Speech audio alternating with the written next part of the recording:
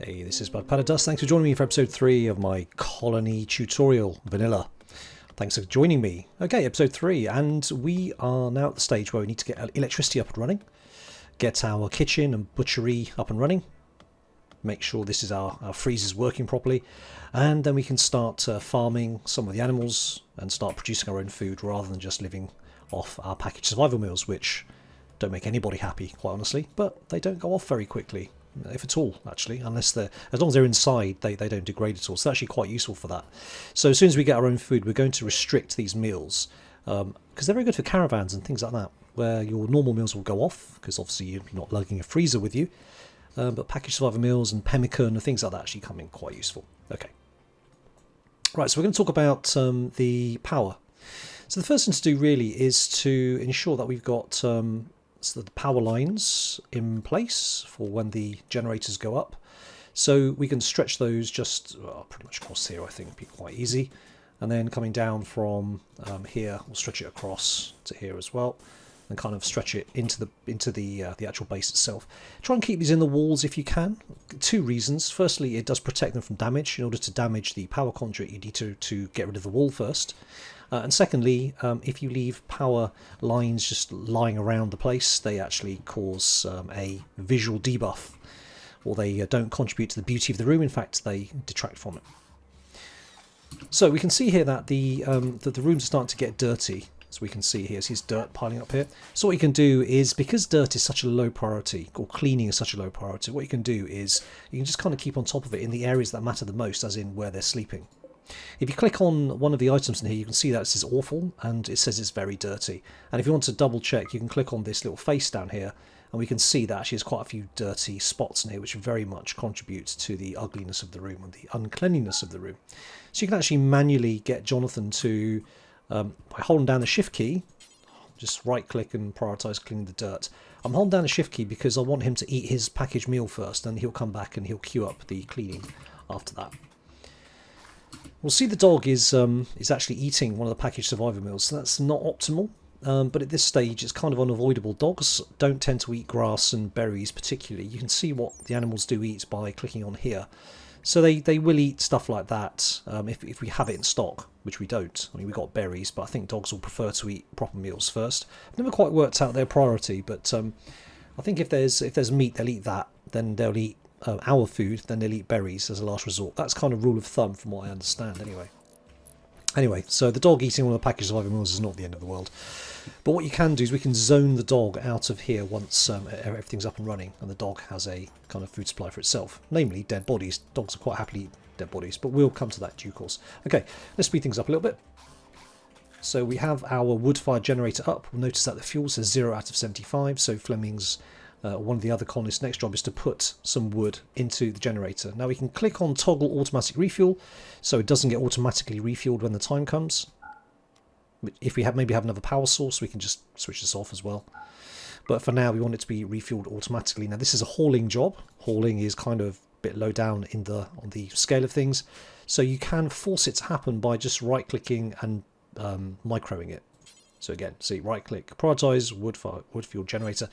I'll get Eugene to do that after he's done that. Let me just do that. Although, having said that, there's no power line up, so it's kind of a waste of time at this point in time. Let's chop some wood. We can see the other one's getting all plugged in. We're going to have to chop down these trees. They're going to be blocking the generator otherwise.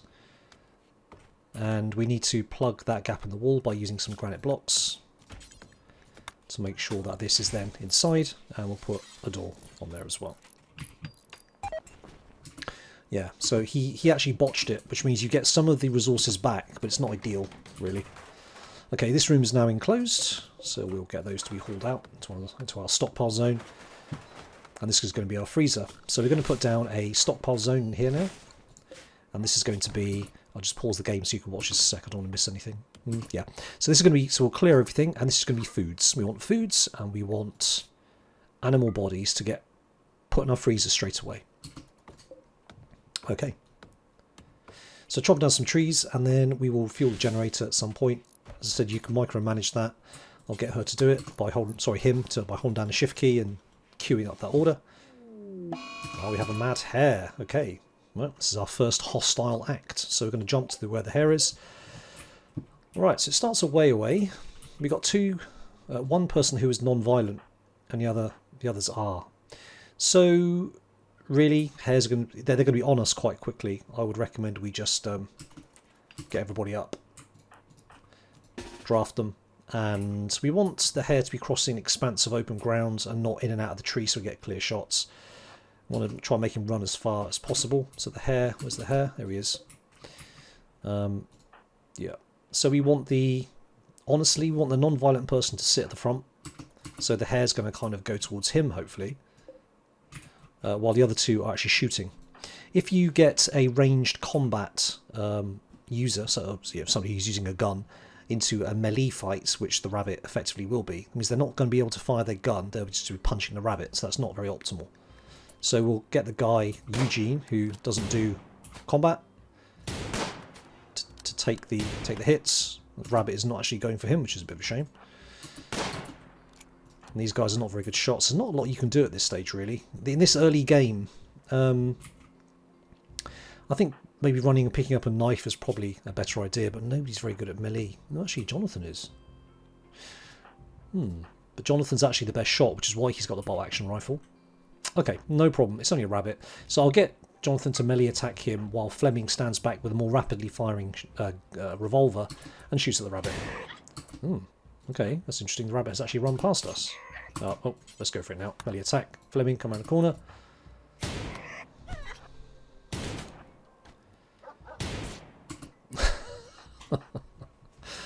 Oh boy. You'll see that Fleming has hit Jonathan, unfortunately, but it did bounce off his armour. So let's just move.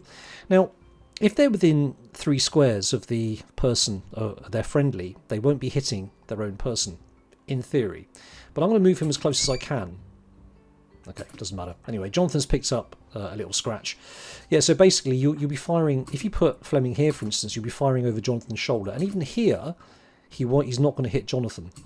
But I would just get them as close as you can if they're going to be firing past a friendly, just to make sure that doesn't happen. Okay. Right, so next thing's next. We want to get Jonathan patched up. We have some medicine. Now, if we take a look at this, it's just a little scratch. I probably wouldn't bother wasting decent medicine on it. We'll get him to take the heal route, which came out of the ground. So he can change Jonathan's his health and change the medicine that he's going to get to herbal medicine or worse. So we won't use the good stuff on him because it's just a scratch.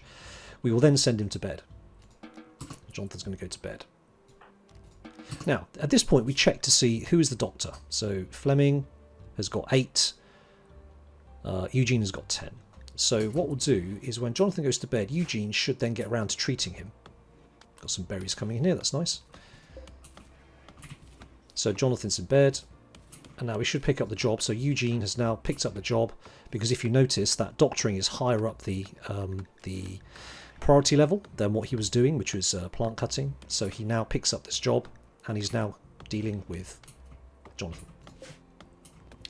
It's very important that your hospital is as clean as possible. So it's always good to keep this place, even though it's not the hospital, as clean as possible. Otherwise it can pick up infections even from scratches, which is not great at this point in time. Perfect. All right, good. So we'll see that the windmill isn't turning around very quickly because it's blocked by the oak trees. It actually says that here as well. So if I just cancel those 2 jobs for now, Fleming is now going to harvest the oak tree up here, or this one, and then get onto those 2, and then we'll actually force... Let's just force that to happen. It looked like that didn't happen previously. So Eugene's going to pick up some wood. He's going to fill up the power generator, and that's going to get that done, which is brilliant. All right. Things happen a lot more slowly when we only got 3 people. It really is quite painful, but you just have to get past it. So this is ready to go. We need some power to the cooler, which will be happening now. So what's happened here is that the cooler is attached to the power grid that's coming from the generator. So what we can do is there's 2 things we can do here. We can either click on the reconnect option, and that reconnects it now to the power coming from the generator, which is obviously live. The windmill's not turning, or is very, very slow, so it's not generating enough power. So this will now start working, and it will start to cool the room. Now, the The target temperature, you'll notice, is set to 21 degrees centigrade. Well, that's not great. So we need to click on this and lower it down, so it's -9, which is fine.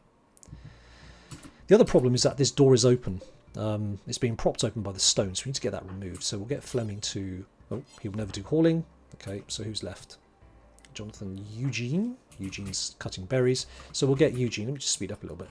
Eugene to pick this up and move the granite chunk out of the way after he comes back from harvesting the berries. And then this room will close, or this door will close on the room, and the room will start to get cooler. Meanwhile, we need to get these oak trees chopped down so the windmill can be allowed to turn around. I did queue the order up. He obviously went to do something else first. There you go. Okay, door's shut. So you notice down here, just keep an eye on this down here, it's now getting colder and colder inside, which is great. So the cooler is doing its work very nicely. Alright, good stuff. Now, the other thing that we can do with the power is we can just basically connect these two grids together, which is always recommended. Don't have a single point of failure. So now these two, when that's built, will be on the same grid. So it doesn't matter which section this is connected to, or indeed any other item for that matter. It's always good to stick a light wherever it is that they need to go.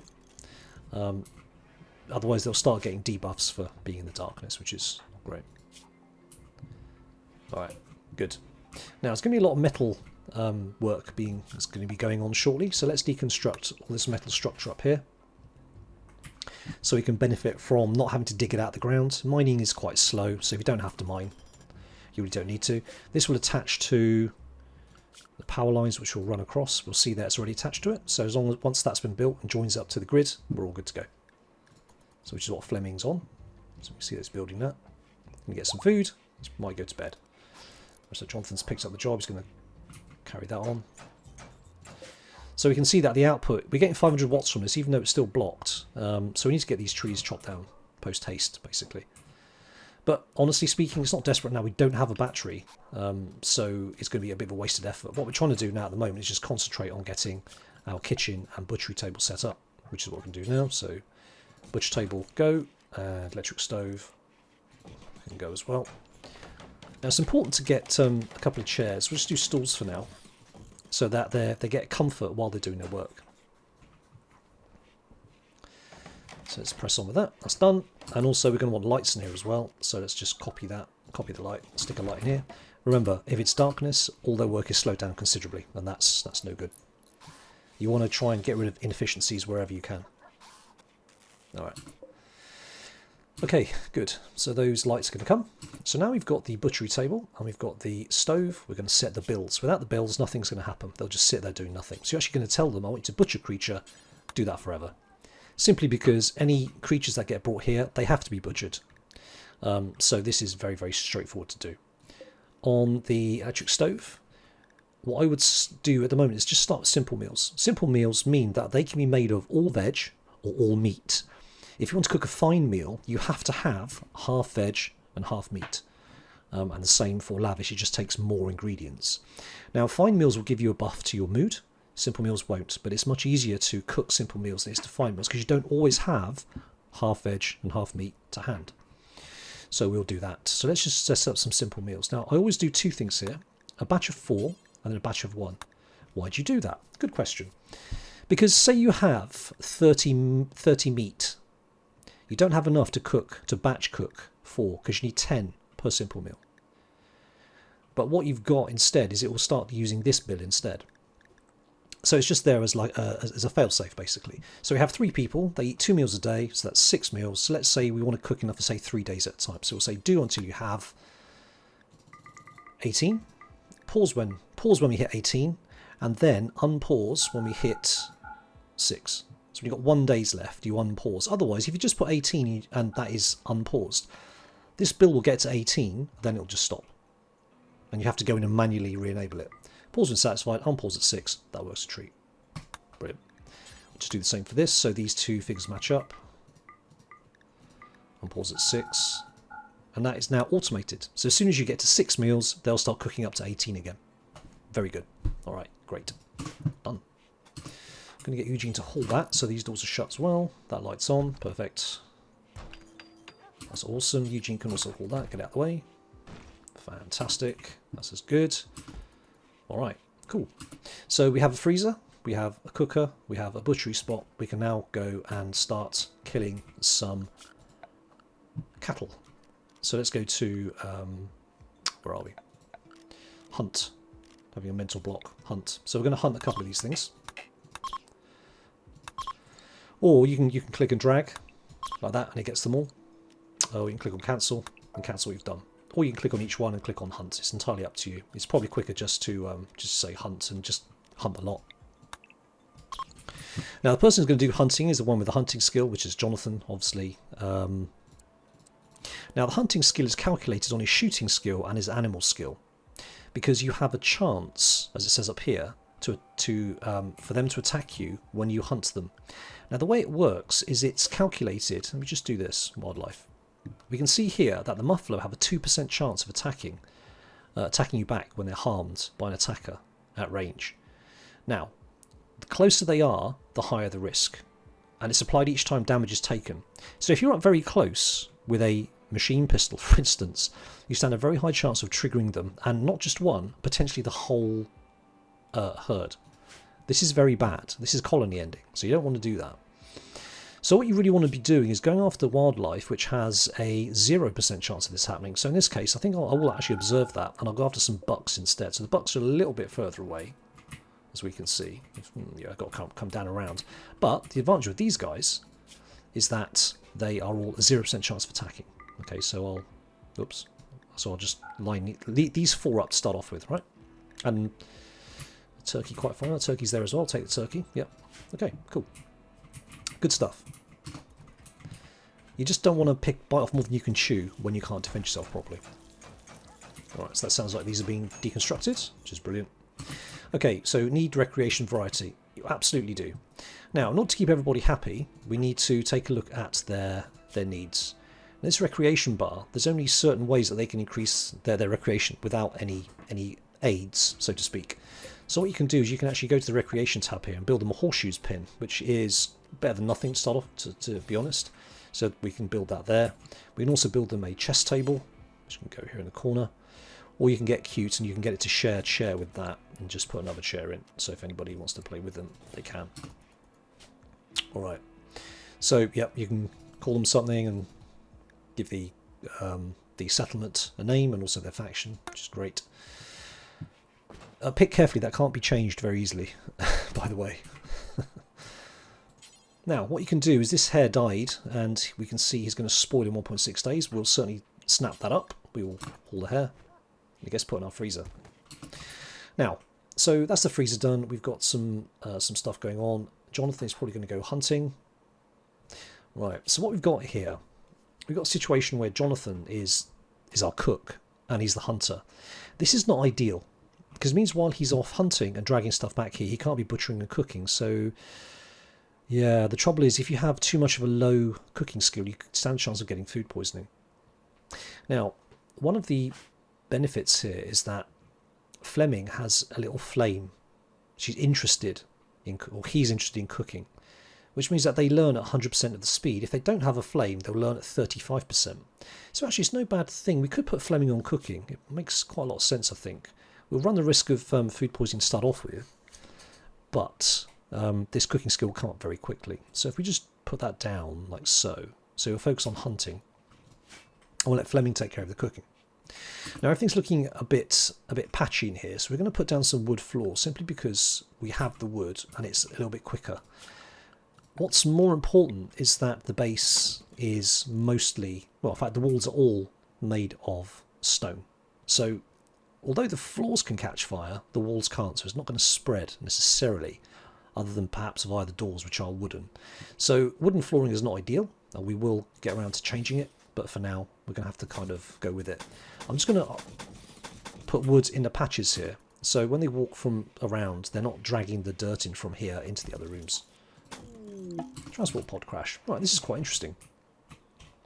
So as I mentioned, the storyteller is trying to try and get you up to 4 people as soon as possible. And here we go. So this person arrives and they are quite smashed up, quite badly smashed up. They're going to die in 5 hours, unless we get to them, basically. So you have a couple of options. You can either capture them or you can just rescue them. Now, it's so early in the game, I actually don't have a prison. And I don't actually have a spare bed. So what I can do is I can run the risk of not capturing them, patch them up, then they might well join us, but they might not. Well, I don't have a prison, so I can't capture them. And I can't wait to wait for them to... Well, sorry, I can't wait to build a prison because they're bleeding out quite heavily.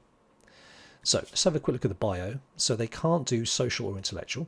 Okay, that's fine. But they've got really good animal skill, very nice cooking skill, and not only that, it's already high, but they've got a burning passion in it. So they'll be happy because they're doing cooking, and they'll learn really, really quickly. So this actually is quite well timed. So I think we are going to grab up Stranger, as they're called. We'll get... okay, so Jonathan's... Looks like Jonathan's cooking. I think he started that before I changed his scheduling. But obviously, if he's got nothing else to do, if there's no hunting or constructing or mining to do, then he'll come back round and he'll start doing cooking. So where's Eugene? So Eugene's out in the field already, and it's not actually that far away. So we'll get Eugene to... No, not capture. We can't do that. Oh, okay. So we actually have to capture them. I thought we could just rescue them, but in this case, that's not the case. All right, that's a problem. I'll tell you what I can do. Is I could potentially turn this into the prison in order to capture them, patch them up, and then move them. I think that probably makes sense because it's 3 in the afternoon. Yeah, let's do that. If I turn one of these beds into a prison, everyone else loses their beds because this is now the prison cells, and obviously our colonists don't sleep in the prison cells. So we'll do that instead. So we'll get Eugene to now capture the stranger, or not the stranger, stranger. And let's remind ourselves who's medical. So Eugene is actually medical as well, which is cool. So Eugene should now be tending to stranger, which he's doing. He's going to grab some herbal medicine. How much time do we have? Because that's quite a long walk. 4 hours. He should be okay. I'd rather not give them all my best medicine because this stuff is like gold dust. It's really, really powerful, this stuff. Especially if you get infections. Alright, so patching up Stranger quite nicely. Stranger's all good. Okay, how much wood do we have? We've got 76 wood. Yeah, okay. What I'd like to do is just build a quick room here. I'm going to have to build out of wood to start off with because I need to get a makeshift prison very quickly. So let's just have a look here. So 20, 55, 60, 65. I haven't got enough to make a door unless I make it out of something else. Now we've got steel there. And having a steel door in a prison is probably not a bad idea, so we'll do that. Alright. So let's do that. Now, in the meantime, if they don't finish that in time, I'm going to have to put down some sleeping spots. Now normally I'd make some sleeping bags, but we haven't killed enough animals yet to have the material to build sleeping bags. So that's off the agenda for the time.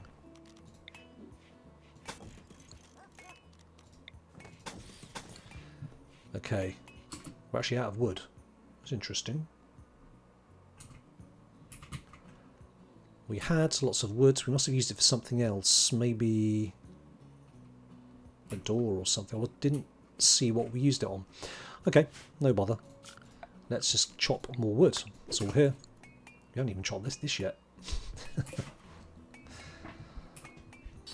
Alright, let's get some animals coming in. It's great. We've got some light leather, which is what comes from these animals. We're cooking the food.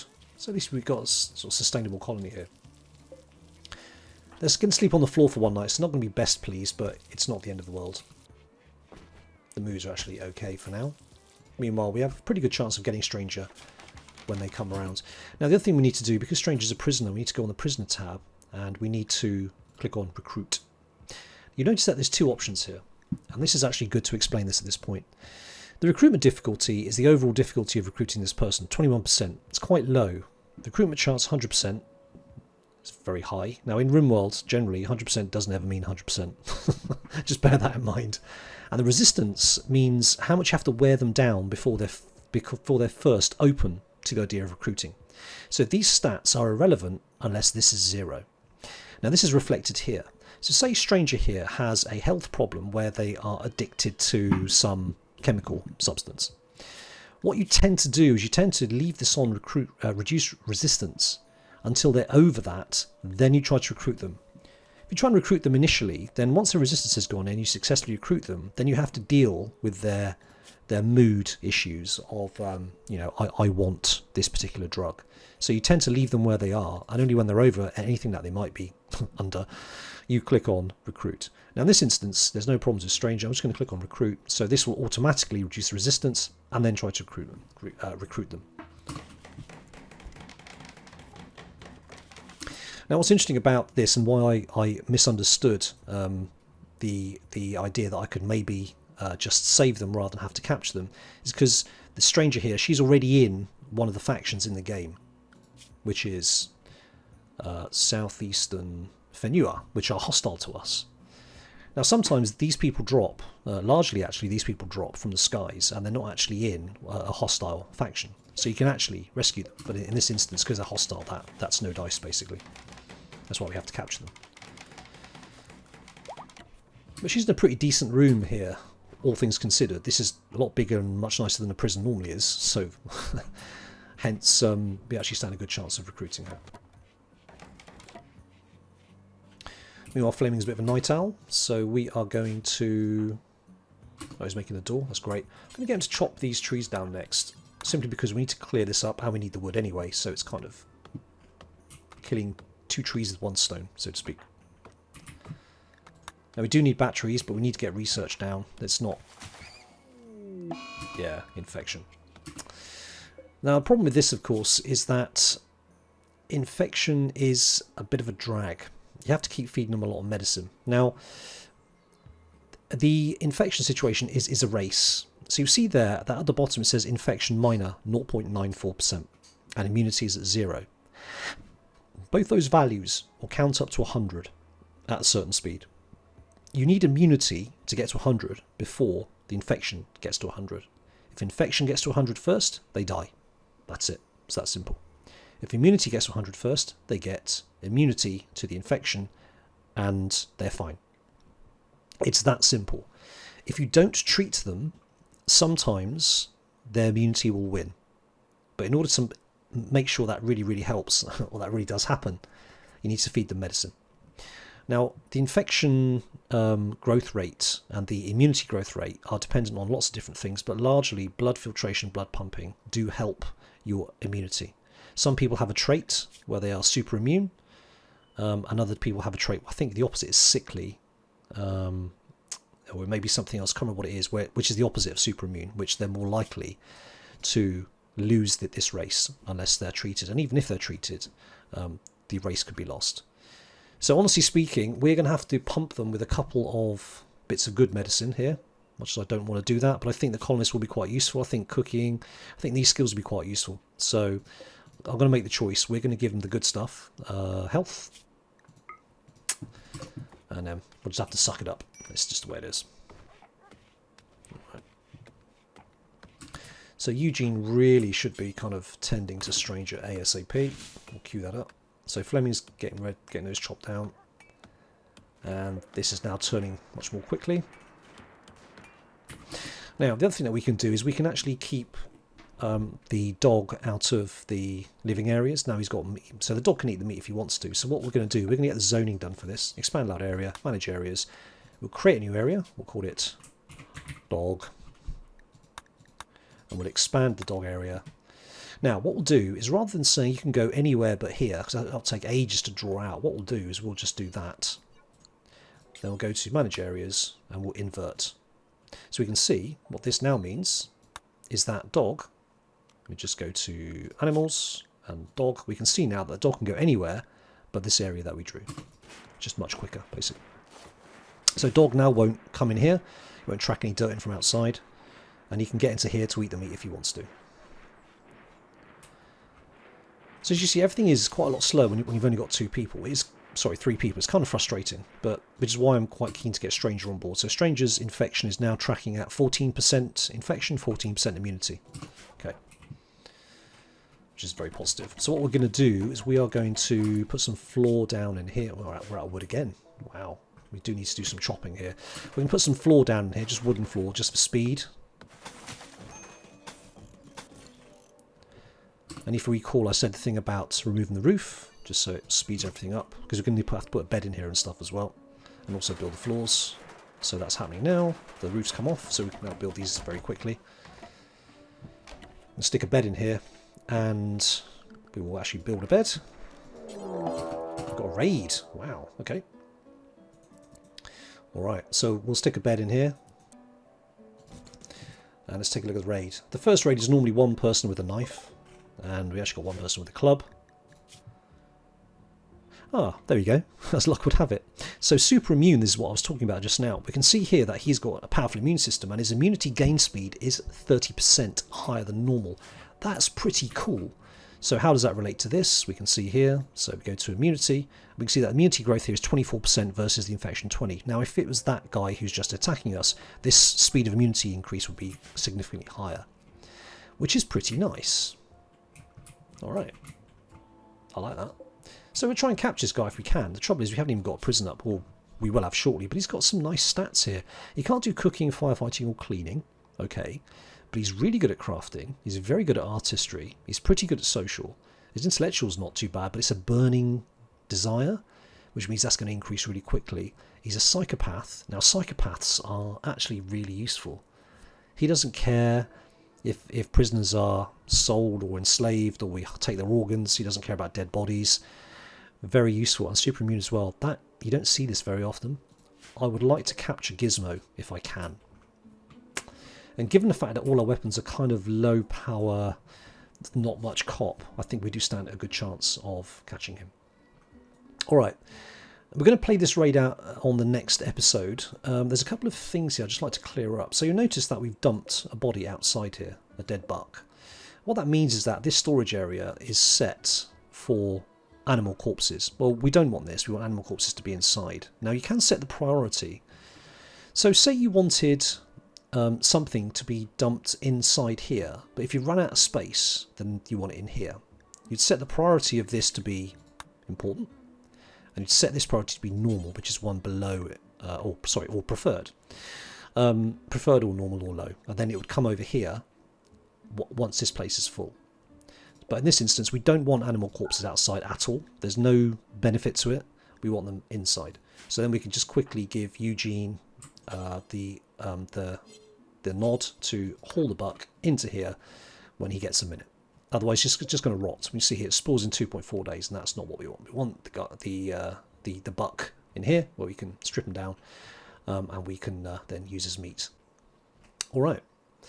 That's pretty much it. So we've got the generators, we've got electricity, we've got a grid, we've got cooking, we've got butchery. Now, so what we'll cover in the next episode is, we'll deal with the raid, this chap, and then we're going to start putting some plants in the ground and start growing our own crops, because we are going to need those crops if we're going to make some nice meals and give everyone a buff from those nice meals. But also it's good stuff to start early and start growing these crops as soon as you can, just because it's good practice. Alright, we're going to leave it there. Thanks for watching. Any comments or observations, please do leave them in chat. It's always very welcome. I'll see you on episode 4. This is Bug, pulling the plug.